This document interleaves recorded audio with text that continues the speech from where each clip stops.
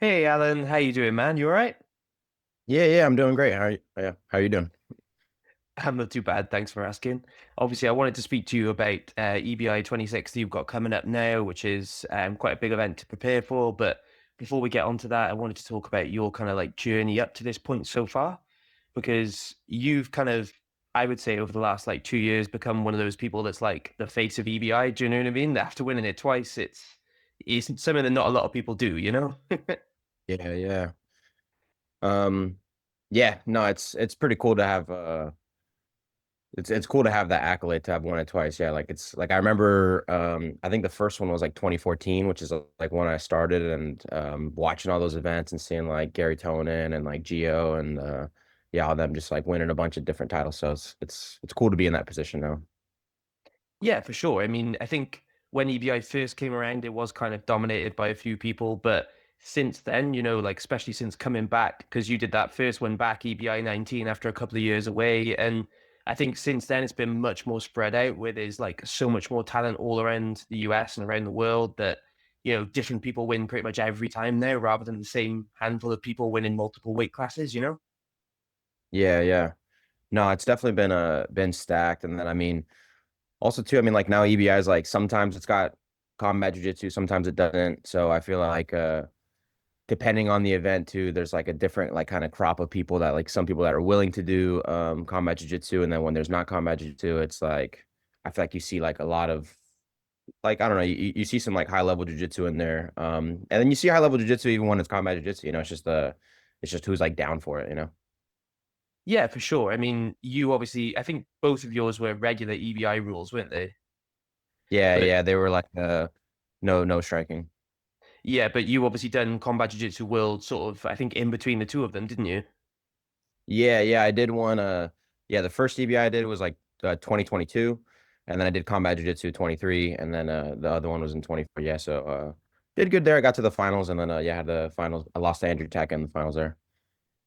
And then how have you found that sort of like switching back and forth then between the two rule sets? Do you have like a preference? Would you rather it be EBI rules or Combat Jiu-Jitsu?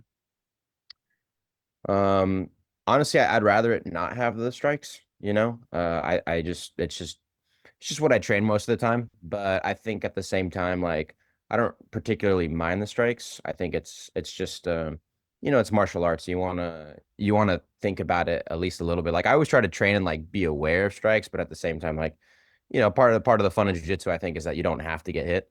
Um, but yeah, I definitely feel like I have to like switch my styles up a little bit. Luckily, like the way that I do jiu-jitsu is very like clinch based, and it's like getting control, and it's like that close range. So I think I don't really have to switch up too much, but there are like certain things that I think you just want to be mindful of. Like something you see a lot in like jiu-jitsu is like sit-up guard, right? Someone like an open guard, they're just kind of sitting up. And I think in combat jiu-jitsu, you probably want to be more like on your back and using your legs, which is just kind of sitting there. So little things like that that you just want to be mindful of. So what would you say is the biggest sort of like changes that you personally have to make then when you go between those two rule sets? Um, I think it's like the distance management, you know. I think like I don't know, if I break it down into like simple terms, right? There's like long range, medium range, close range. So I think when it comes to that like combat jiu-jitsu, you wanna be mindful of that medium range, which is where like you're probably going to get hit most often. And so like right, long range is kind of like a little bit further away, and then when you're close, like they could hit you, but it's like not as bad. And then there's going to be, I think you want to think about like what are your limbs doing, right? Like if you're busy hitting, right, then you're not grappling with it. So sometimes it's not always the best thing to be hitting. Um, so yeah, that's just like little things like that. Yeah, I mean, to be fair, that is something that I think you see in a lot of combat jiu-jitsu events is some people go almost a whole match without really throwing many strikes or without, putting much into them sort of thing. Because like you said, if you're using your arms for that, then you're not really like advancing position or passing. So you kind of want to Yeah. strike that balance that I think some people maybe focus more on jiu-jitsu because that's kind of what's going to win you the match more often than not. For sure. Yeah. I think like historically, like if you watch the events, for the most part, like maybe there's one or two exceptions, but I'd say like every combat jiu-jitsu event like is won by the person that has like good jiu-jitsu, you know? Like if the person that comes in that maybe they have like an MMA background and maybe they get like a TKO in like a match or something, they might win like a match or two, but like the people winning the whole event is generally the person that has good jiu-jitsu. And there's good examples of people that won it without like ever throwing a strike. You know, I think like Thor won it without ever throwing a strike. I think Tom Halpin won it without ever throwing a strike. So there's examples of people just literally just going out there just raw jiu-jitsu and just kind of submitting everybody. Yeah, yeah. Tom Halpin was probably one of the main like examples of that because he pretty much played from the bottom the entire time and just ran through the whole bracket, you know? Yeah. Yeah, I think he threw like some strikes, but like they were more like comical. I think one time he was on top and he was just kind of like doing like this, but like I think he was just kind of making a joke about it a little bit, but he submitted everybody, so yeah. And then obviously you mentioned sort of coming up into the sport right when EBI was first starting. How did you like find your way into it? Because you obviously came in with 10th Planet as well. Yeah, so yeah, like I started 2014. It's I was just like a big MMA fan. So I was like super into the UFC and just like I don't know, I guess I have like a bit of an addictive personality where like when I like get into something, I really like to like find out about a bunch. And then that kind of led me to like, you know, just like listen to like Joe Rogan podcast and hearing like episodes with Eddie and then finding out a little bit about like what ADCC is and like Nogi Jiu-Jitsu and 10th Planet. And I was living in San Mateo, in the in California, and I looked it up and like literally like probably the same month that I like did the Google search, 10th Planet San Mateo had like just opened up. And so I was 18 and like didn't have much money. And I was like, I saw the little like the founding rate and I was like, all right, I'm gonna save up some money.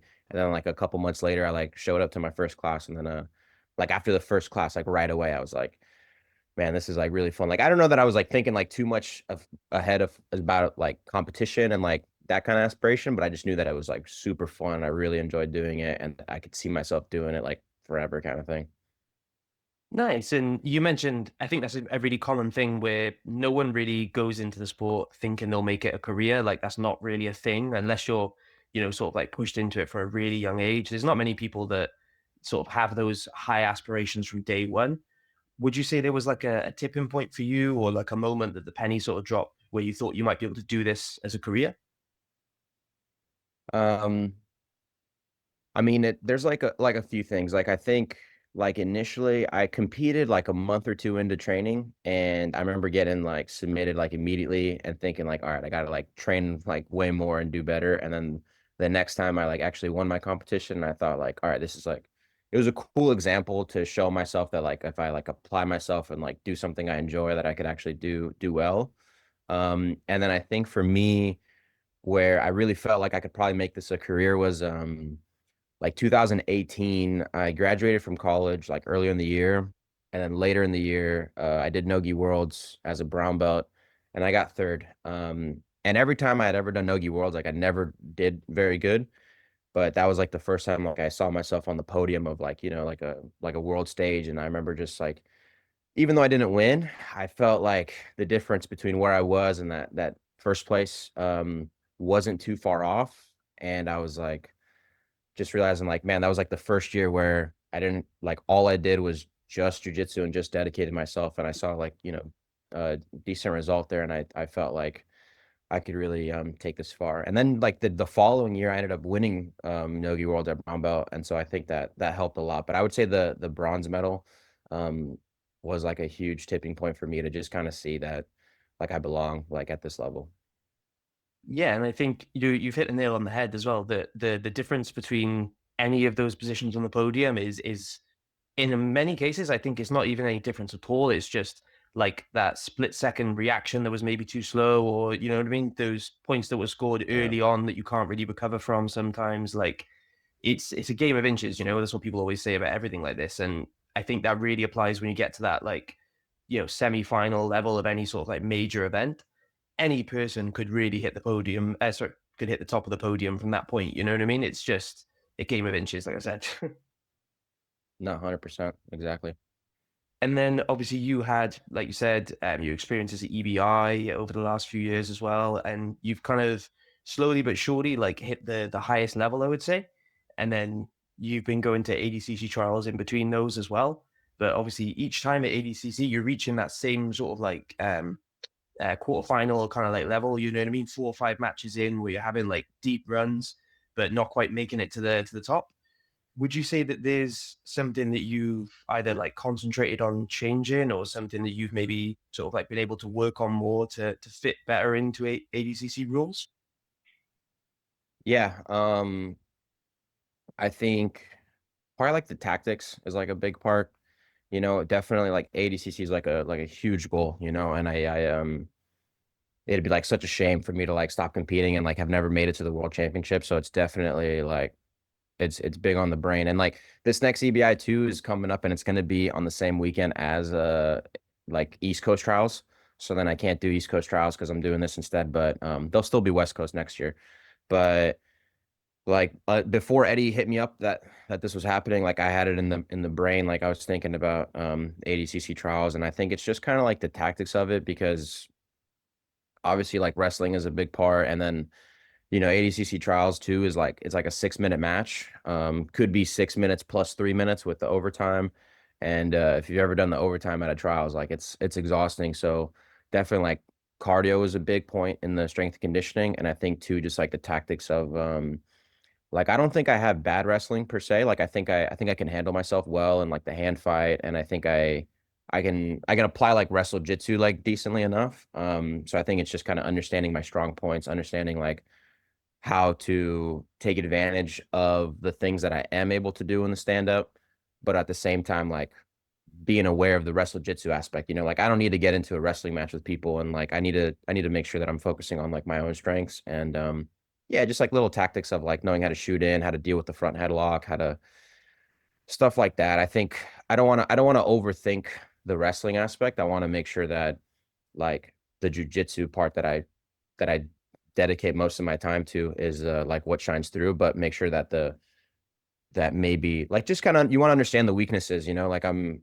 probably not going to just blast double through like the whole bracket, but yeah, just kind of understand the tactics of it and understand how I can like make that work best for me. So yeah, definitely that's on the horizon. I would love to get a chance at ADCC at some point. The day will come, you know. Yeah, for sure. And I think that's a really common thing that I hear as well is that adapting to the ADCC rule set is really difficult because it is unique, you know what I mean? Not just the way that you score points, obviously, because it's much different to like any other point scoring rule set like IBJJF. And it's also Yeah. got, like you said, the overtime element and then no points in the first half. So it's like is almost like a different style of match sort of 3 times over because you've got to adapt to the changing rules as it goes on, which I think is why you see, especially in the later rounds, like I said, with you as well, quarterfinals, semifinals, that kind of area.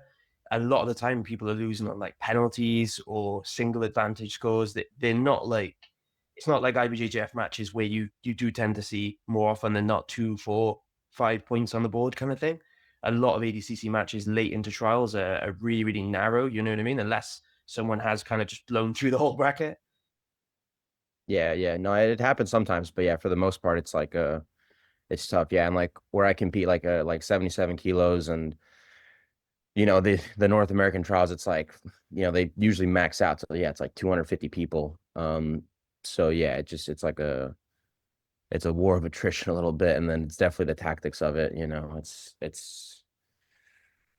it's a tough time out there, but that's kind of the point is like, you want to get like who emerges, who's the one from the 250, and they get their spot.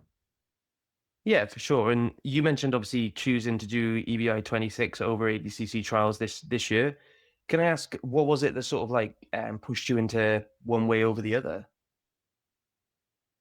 Um, I think like a big part is knowing that there'll be a West Coast trials, like knowing that there's going to be another opportunity, like it's not like this is the only chance. And then, it's like EBI, like they get your flight, they get your hotel, they'll pay you. So it's versus like ADCC trials, like you kind of gamble on yourself, you got to pay your own way there. And then so that's, I guess that's part of being a jiu-jitsu competitor at times, but I think that's aspect. Like, it's better to go get paid than to have to pay to compete. But yeah, knowing that there'll be another shot. And then I think too, it's just like, it's good to it's gonna be fun to go get like another chance at it. Like I've won twice already, so I could definitely like I could take it where it's like, all right, I've graduated from that event. I've already done it. I don't have to do it anymore.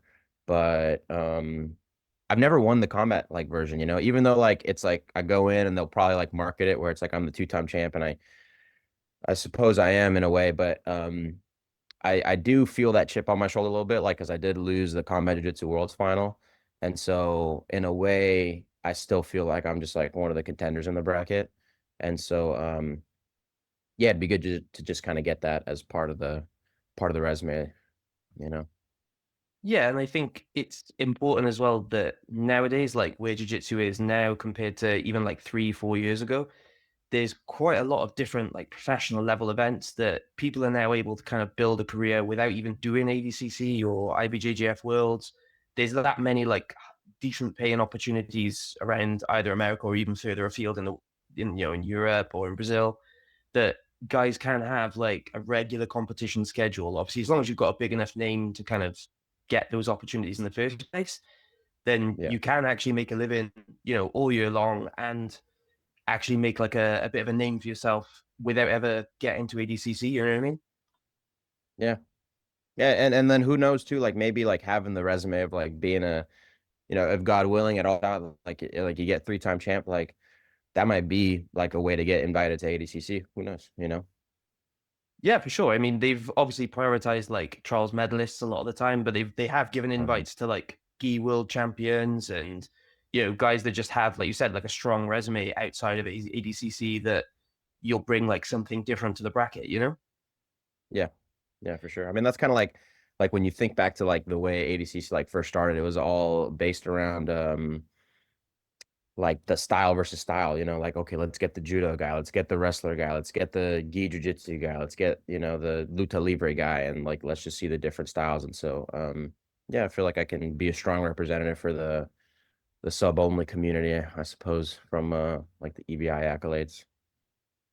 Nice. So we'll And then obviously you've had like runs at so many different rule sets now. Like I know you've done some IBJJF events in the past as well. Do you have like a preference in terms of the rule set you think you sort of like shine best under or prefer just personally? I mean, objectively, it's hard not to say that, obviously EBI, I think I do well there. But to me, it's all jujitsu, it's all just jujitsu. I think it can be a little bit tricky with like I understand the game aspect, and I'm not like upset at losing at like, the small tactics of it, it's like if you sign up, you know the rules, So like it can be tricky for IBJJF because there's definitely you have those experiences where like a dude will get like a small margin early on, and then they just coast off that, but then it's like it's my job to make sure that you can't do that, so I don't really blame them for playing that way. It's just, always got to look inward and take the blame myself. But I I feel like at the end of the day it's all jujitsu, it's all just jujitsu, it's all just grappling. So yeah, to me, it's not really like any different, but yeah, it's hard to like objectively looking at it. Clearly I do well at the EBI rules. I think when I can do jujitsu in a way where like, because I think at the end of the day, like a sweep is not that big a deal. Like if you sweep someone and you didn't even like pass off of it, like you sweep someone, you end up like in their guard. It's really not that bad. If you pass someone's guard and they just immediately recover, like that's not that big of a gain. Um, so to me, it's all just jujitsu. But yeah, I have respect for the game. So like I can understand the tactics and I understand the like the points aspect of it. But yeah, to me, it's all kind of the same. Yeah, that makes sense. And I think you are right as well that under sub-only rules, you do see people sort of not choosing not to sweep a lot of the time, like not necessarily avoiding it. Obviously, if they can, they will, you know what I mean? But it's not your like main goal. Whereas under IBJJF rules, that's your 2 points. That could be your win. You know what I mean? So that's almost as important as submitting the guy when you're playing guard. Whereas, like you said, under sub-only, it's kind of not a big deal. You're not really any further along. So I think that's why you do tend to see guys like either both, battling for leg entanglements or when they maybe have the opportunity to come up on top, they don't really choose to because it's not a there's not a huge advantage to it if there's no points to be scored, you know? Yeah, yeah. Or like even too, like you'll see that the person on top like not fight that sweep that hard, you know? They might be like, all right, I'm having a tough time passing this dude's guard. Maybe I can tap him for my guard. They like get swept. They kind of let it happen. It's like not that big a deal where like in a points tournament, like two like at a high level, like 2 points is a that could be a massive thing, you know? So yeah, it's like the tactics are definitely play a factor in it. Yeah, for sure. And I think that does come into it as well, obviously in EBI, more so in the overtime as opposed to regulation, because obviously regulation is kind of, like you said, just sub only really. Whereas in the overtime, you've obviously had plenty of wins there. Do you have any like specific approach that you take, or do you just kind of change it depending on the opponent there? I mean, I think like for one, two, I hope that if you like watch my matches that I'm not the kind of guy who like tries to get it to overtime to win there, you know? Like there's some people who like that's the like EBI gets a bad rap because some people will just not get sub like they'll be super tough to sub. They'll get to OT and they'll just kind of like win there because they feel confident there. So I would hope that like if you actually like take the time to watch my matches, you know that like I'm trying to submit you the whole time. And then if it happens like whatever, 10 minutes happens, we go to OT, that just is what it is. And then my approach in overtime is like I try to submit you and not get submitted, you know? It's like some people you can tell they pick the back, they go double unders. Like if you pick the back and you go double unders to me, that's like you're blatantly just trying to win on right time, you know? Like at least that's what I see. Like sometimes you might like it might be a transition point, like you might be there for a second, but you're gonna need that arm over the shoulder to like try to find the choke. So like some dudes, like you can just tell they go body triangle, go double unders. They're trying to get 3 2-minute ride times and just escape. And to me, that's super lame, you know? If it goes to OT, like my objective is like I'm trying to submit you and not get submitted, you know? And that's the way it's gonna be like entertaining and that's the way it's gonna be fun, you know. And if it gets to OT, it's just because there wasn't enough time in regulation, you know. That's how I think of it, you know. So like I'm definitely not trying to coast to overtime. Like in EBI, you don't get any money for the matches that go into overtime. You know, like you only get paid per win in regulation, you know. So like you're literally leaving like money on the table by coasting. Like, yeah, you get the title, but like I don't know, like it's just not the way it's like meant to be, you know. And plus it's not going to be fun for people to watch. You know, that's like I think EBI rules like as a spectator is like probably one of the most fun and enjoyable rule sets to watch, but some people absolutely ruin it, you know? And so like yeah, it's up to the competitor and like I just yeah, that's my goal is I want to try to submit you in regulation and if it didn't happen, then I'm trying to submit you in overtime and not get submitted. Like that's how I approach it, you know. I'm not above winning on ride time if that's just the way it happened. Like at the end of the day, you got to get your hand raised, but like I like the whole point is to try to submit you, you know? Yeah, and I think you are right that there's some people you can tell that even if it's only for the first round or two, sometimes I find people kind of like to build up a lead, if you know what I mean, so that their last overtime round is kind of easier. Not easier, obviously, it's never any different, but as in, you know, if you're 2 minutes up on ride time, then you kind of know that you've got this in the bag as long as you don't get submitted and you can maybe take a bit of risk and not really push yourself too hard. But I think for a lot of Yeah. people that does kind of come back to bite them because even just double enders on body hook and body triangle is it's still exhausting to do. So if you're doing that for six Yeah, minutes, you're really kind of like burning that energy that you're probably going to need later on, you know? for sure. 100%. And it's like so boring to watch, you know? Like no one wants to watch that, you know? It's like, you know, on the competitor side of it, like you got to respect all the tactics, you got to respect the game, but like you know, I'm a fan of the sport too, and I like watching it. And like, dude, it's just so lame when people take that approach. You know, like, you know, I like if I lose that way, like I take responsibility. It's like I'm not gonna blame you. Like I'm not gonna like if I was to lose and I'm not undefeated in overtime. You know, I've lost to like people who might have like some kind of weird tactic from like other experiences. You know, but I never think about it where like I'm mad at them for it. It's like I think about like what could I have done better to, you know, make sure that it doesn't go that way. But as a spectator, like when you watch someone just trying to like coast, like it's not like you said, like it's not necessarily coasting because it's super exhausting on the forearms. It's super exhausting on the legs to have that tactic in the first place. So yeah, like if you're gonna have 4 matches and like 3 of those are like that, you're gonna have a tough time. Yeah, for sure. And I wanted to talk to you as well about your kind of like recent competitive experiences because I noticed that this year you've been a little bit slower, or not slower, but a little bit less active. Is there Yeah. any particular reason for that, or is it just sort of coincidence as things have lined up? It just kind of worked out that way. It was like to me it was like a little bit unfortunate. I think like I this whole year I feel like I was getting like some decent opportunities like every month. Um, but they just like never panned out, you know. I won EBI in December, and so the experience from winning the first time, I feel like I it opened up some good doors and I got some like really good opportunities with like who's number one and like Polaris, and I got to like go and compete on some like cool stages. And so part of me was really hoping that I would get that same opportunity again. And like it so when I won it, I was thinking like, all right, I gotta like stay ready. I like, maybe took like a week to chill and just kind of let my body like, but then I kind of got like right back to it and like, all right, like I don't know. I feel like I never really get like too much time in advance to like prepare for an event. I feel like when they hit me up for something, it'll be like, oh, this is happening in like 3 weeks. Do you want that? And I'm like, all right, I gotta just be ready.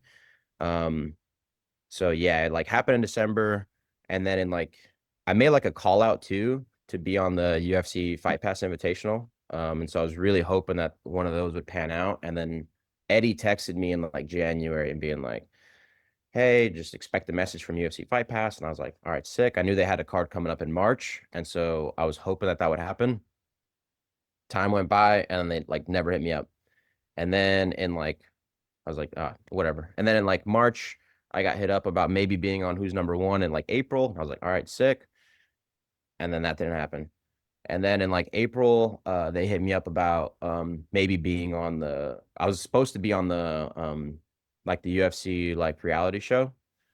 And then like wheels were turning. I was like getting ready. I like, lost weight. I was like on track to be on that. And then next thing you know, like they send the contract over and it's like and the whole exclusivity thing. And then because I was already going to do CJI, I didn't want to like, get I didn't want to I felt like loyal to Eddie, like I didn't want to like if he gave me that spot to be on a 10 planet team, like I want to take it, and so I couldn't do that. And then like after that, like then I got hit up again about maybe being on a basically it was just like I got hit up for like all these events and then I was training my ass off for it and they just like never materialized. And so like next thing I knew, like maybe I should have like just done like some local tournament or something, but I kept thinking I was gonna have an event. And then next thing I know, like they just all fell through. So it just kind of worked out that way where um like it went from like EBI to then my next tournament was CJI. So yeah, it was like it just kind of is what it was, you know. Yeah, I mean, I think that's a common experience as well. Like, obviously, maybe not so unlucky that it happens multiple times in a row, but obviously, every competitor's had like pullouts or events sort of like going in a different direction or visa issues, that kind of thing. Like, everyone's had that kind of like 3, 4 month period where they haven't managed to get a match in, kind of thing. And Yeah. you mentioned in passing the whole UFC BJJ exclusive contract. Obviously, that's kind of one of the bigger storylines this year. The fact that some people were choosing that over CJI and vice versa.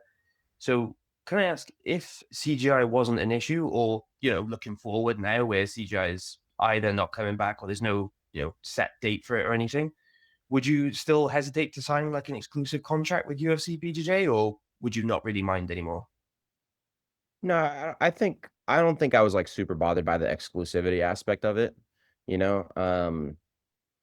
Just because it seemed all right, it didn't seem too bad to me. But yeah, like I had already signed a contract for CJI. And so like I read the contract and I just knew like, well, I can't sign this without at least having a conversation with them first. And so yeah, it just kind of turned out that way. So the exclusivity aspect I don't think really bothered me too much. I think honestly, to me, it sounds kind of nice. The idea of like, you can compete like 3 or 4 times a year. You get like paid like really well. Like I've done plenty of shows and I see like what they offer people and the money was definitely like really good at you. Like it was significantly better than anything else that I've done. So, yeah, I didn't really mind that aspect to it. And it would have been like super cool to like be on I've watched like The Ultimate Fighter and like to get a chance to be the first champ. Like it all sounded like really nice, but yeah, like I said, I was in a position where like my hands were tied, I didn't really have much of an option to be honest. And then too like I'm the kind of guy like, it all works out the way it's supposed to, is like that helps me sleep at night a little better. So like I have faith that it all kind of worked out the way it was. So it's all good. I'm not really bothered by it, but yeah, hope that answers it. Well, to be fair, I mean, for you, I think, like you said about it all working out in the end, I think the UFC are trying to sort of like cultivate whole divisions and build like narratives and stuff as well. You can see that in the first couple of events now, I think. So Yeah. realistically, I think for you personally, it's kind of like a no-brainer because you've obviously had, is it 2 matches you've had now with Andrew Tackett? I think it's 1-on-1, isn't it? Yeah. Yeah, So yeah, we're like 1-1. I think there's a story there for sure. exactly, yeah. So I think that's kind of a built-in way that they can market a match where, as an example, if they bring you on, have you in like one of the main card slots where you can compete against another welterweight. If you win, that's kind of your like platform to get that title shot, then, isn't it? You know what I mean? You've got that like natural storyline like already built that realistically I think is kind of it's almost a bit stupid for them not to actually like take that run. You know what I mean? No, for sure, 100%. And that's one of the things too that I reminded myself that like even though like the door there isn't closed, there's still plenty of time for like that could still materialize down the future. And then yeah, like I feel like when I had to pull out of the thing, the reality show, like I was like talking on the phone with the producer and I feel like we left on good terms. I think they knew that it wasn't like, it wasn't bad. So like you said, I think there's like a natural storyline there and yeah, we'll see how everything plays out. So I don't think that door is closed. I think there's still plenty of time. Nice. And then obviously CJI was your bigger sort of experience this year. What was that like as Yeah. well? Because that's a pretty unique stage to compete on, I think. Yeah, no, that was awesome. That was like you know, the competitor in me like wishes like I could have done better, but at the same time, like just like it's like knowing from like where I started and then seeing that I just like competed in like this arena that had like all these people like all around, like it's just like it's super cool. Like I definitely had to take a moment and like step back and just be like, damn, I'm like pretty proud of myself that I like persevered and like got to this point and yeah, it was super cool to get to experience that, and just yeah, be in an arena, be part of the team, that big walkout here and all the crowd. Like I was like out there competing, and I had a bunch of people travel, and I could hear them like they had like a little like "Let's go Allen" chant and stuff, and so yeah, it was definitely like a super good memory that I think I'll always carry with me. So that was awesome. And plus too, it's like just really good in the long run to just get that experience to know what it's like to compete. Because for me, it was like the first time, you know. So now like next time it's like something that I've done. So it's a yeah, really good drop in the bucket, I'd say. Yeah, that's a good way of looking at it, I think, as well. Because even though obviously the format and the rule set's completely different to something like ADCC, it is kind of they're pretty much the only two events that you're going to get that kind of atmosphere and that kind of massive crowd all watching just you competing. Really, like IBJJF Worlds is a bit different, I think, because there's so many days and so many mats and so many different brackets that even though they obviously make an effort to highlight the black belt competitors, I think it's kind of you kind of get used to it just by being there for a week, I think. Whereas, like I said, ADCC CJI is like as soon as you're there, you're competing. So it's you get no time to like acclimatize, do you? Yeah. Yeah. No, it was yeah, like yeah, it's just kind of like right to it. And it was dope too, because I remember like going to ADCC in 2022, that was at the same arena. And I remember like the day before the event too, like we can like went down and like just kind of checked out the pit. And I remember like looking at the spot that I sat in 2022 and like thinking like, damn, pretty sick to like go from like sitting there to like now getting to compete like on the mats. It was pretty dope, pretty surreal, pretty sick. Nice, nice. And then Obviously, you've got EBI 26 coming up, as we said. You're the only confirmed competitor, I think, though, so far. Is there anyone Yes. that you're like hoping they can get in for you or with you, I should say? Um, Not really. I mean, like it'd be. I mean, I'm thinking like the the best possible people at 170 would be sick. I know that like yeah, EBI rules gets like a interesting raps. Like sometimes like not everybody like is down to do it. And then plus two with the combat aspect, like that even adds even more. Um, so yeah, I don't know, like just whoever they're able to get. Like I think I mean, looking from like CJI, like some of the good guys there that got the 170, like that'd be sick. Like to get like a Kenta Iwamoto or like a Joseph Chan, like if they were down to do it, that'd be pretty fire. I don't know that they are, but like that'd be sick. That'd be fireworks. And have you got any other events or matches booked now for the rest of the year, or is that the only thing you've got so far? That's the only thing that's like on paper. Like yeah, that's that I got for the rest of the year for sure. Yeah, so just EBI. Nice. And that's pretty much everything I wanted to go through with this, pretty much all the time we've got as well. So, is there anything else you want to say or anyone you want to give a shout out to before I let you go? I guess just like if my academy. So like if you're in the Bay Area, if you live there or you find yourself like just in that area and you want to come to 10th Planet San Jose, come on through. So but on that's it. Nice. Well, thanks so much for taking the time to speak to me today, Alan, and take it easy. All right, man. Thank you. Thanks for having me. Cheers. Take care.